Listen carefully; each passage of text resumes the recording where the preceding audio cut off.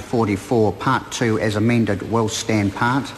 We now come to the debate on Part 3. This is clauses 37 to 60 and Schedule 4. The question is that Part 3 stand part. Mr Chair. Grant Robertson. Thank you very much, Mr Chair.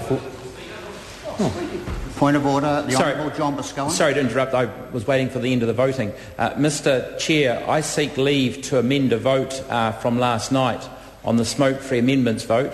We cast 2 votes in favour and 3 votes. You have to do that in the House and not in committee, because that was a decision of the House and not of the committee. It was on a different committee. And it was so. All right. So you'll have to do that in the House. I've called Grant Robertson. Thank you very much. Well, I'm quite interested to know how it's going to change, actually, because it was an interesting vote by the ACT Party, that one. Mr. Chair, we now move on to Part 3 of this bill, which deals with Archives New Zealand's merger into the Department of Internal Affairs. And this is a very significant change. I'm not belittling the change in terms of the National Library, because, as speakers on this side of the House have argued, we regard the reduction in the independence and the amount of information and knowledge we will have about the National Library as a significant matter. But the role of Archives New Zealand constitutionally in New Zealand is a very important matter. And I do want to just take a little bit of time in this first call, Mr Chair, and first of many, that's correct, to talk about the overall significance of the archives. Because actually archives in any country provide the ultimate accountability for government. Because we know that records will be retained, records will be maintained, protected, and not only that under our system, Archives New Zealand has the role of ensuring that departments do deposit documents and don't destroy them. And in fact, that is the key reason why the Chief Archivist needs independence, because the Chief Archivist is the person who can go to another government department and demand that their records be deposited. They have that ability, they have that statutory role. Now, the question can very quickly be raised once you make the Chief Executive, or the Chief Archivist, a third-tier manager at the Department of Internal Affairs. What happens when they have to go to the Chief Executive of the Department of Internal Affairs, their boss, to say, you have to deposit that document. That document must be deposited. So immediately we run into the problem of this part of the bill, because the role of the archives is core in ensuring that our democracy is open and transparent. And in the process of the Select Committee, the Human Rights Commission came to us and they talked about they wrote a submission for us, and they talked about the important constitutional role of preserving Crown records. It's not just done for historians, as they said. It's actually done for the accountability of our government over the full term of those governments.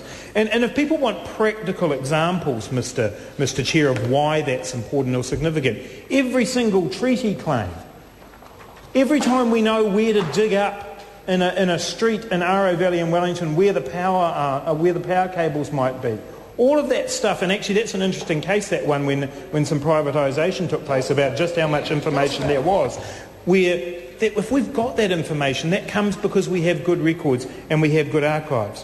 And we've had a bit of discussion, Mr Chair, during this debate about what happened in the 1990s when Archives New Zealand was part of the Department of Internal Affairs. And I want to read out to you a letter that was sent to somebody on the 13th of June 2001 by the Honourable Matt Robson. And he was writing to somebody who was looking for some information in regard to a ministerial inquiry. And I want to read the second paragraph. Said, this is Mr Robson, I have caused inquiries to be made of the Tribunals Division of the Department for Courts. Unfortunately, I have discovered that apart from the committee's report, all documents relating to the inquiry, including the submissions, were destroyed in 1999. It appears that the destruction of these documents was inadvertent. Mr Chair, that is the kind of thing that people are concerned about. That's the kind of thing that drove former chief archivists to come to us at the Select Committee and say, this is not some theoretical exercise, this happened in the 1990s in New Zealand, and it was an unmitigated disaster. As my colleague Jacinda Ardern said before, records lost, important historical records lost to vermin and indifference. And there's the apocryphal story about what happened to the copy of the treaty when that was involved as part of Archives New Zealand being part of the Department of Internal Affairs. Important historical records. And these things are simply not right in a good quality democracy. In 1997, Sir Geoffrey Palmer said, "It is the core responsibility of the state to maintain a proper and impartial record of the decisions and activities of the New Zealand government. Not only are such records essential nourishment to the intellectual life of New Zealand, they are an important instrument in the accountability of governments. The existence of a public record on every government exerts a salutary and beneficial effect on ministers, and that effect, Mr. Chair, Grant Robertson. and that effect could be undermined if the strength and integrity of the archive system in New Zealand is diminished." My colleague Trevor Mallard, from his experience, certainly knows that. Mr. Guy and his twink bottle might deserve to bear that in mind as well. But what the Human Rights Commission then said, coming to this bill, Mr. Chair, was that they said, and I quote, "By integrating Archives New Zealand into the Department of Internal Affairs and subjugating the agency to officials superior to a downgraded Chief Archivist, the bill risks undermining the independence of the Chief Archivist and severely impinges on New Zealand's constitutional and democratic protections." That's it, Mr. Speaker. Mr. Chair, that's what we're debating today, the undermining of our constitutional and democratic protections through this merger. And so glibly done, I might add, Mr. Chair. We've heard so little from the government about what really justifies these changes. And we have again a number of amendments that we've put up on this part 3 of the bill to try and see if we can't mitigate some of the worst aspects of this bill. But we want to make it absolutely clear on this side of the House that when Labour is returned to government, we will be seeking to give Archives New Zealand and the Chief Archivist the independence that they need for those reasons about democratic and constitutional infrastructure that we have said before. It may be that there could be consideration given to a model beyond a department, a Crown entity model or an Officer of Parliament model. We're open to those suggestions, but what underlies our view is that the critical role of an independent Chief Archivist must be protected. And quite simply, this bill doesn't do it. It does not do it. The Chief Archivist is an employee of the Chief Executive of the Department of Internal Affairs. They have no right of access to the Minister. They have no independent reporting right to the Parliament.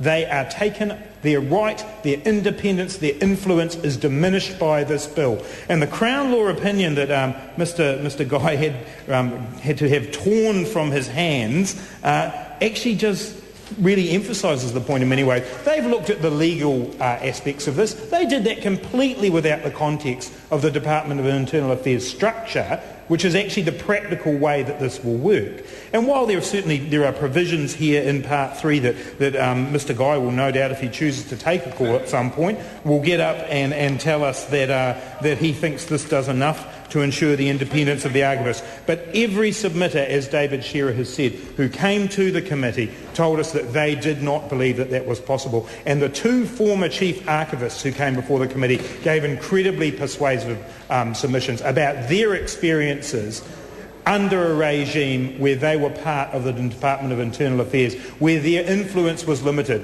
where their time was taken up with other matters, where their ability to have archives given some kind of importance was severely diminished alongside the other priorities of the Department of Internal Affairs.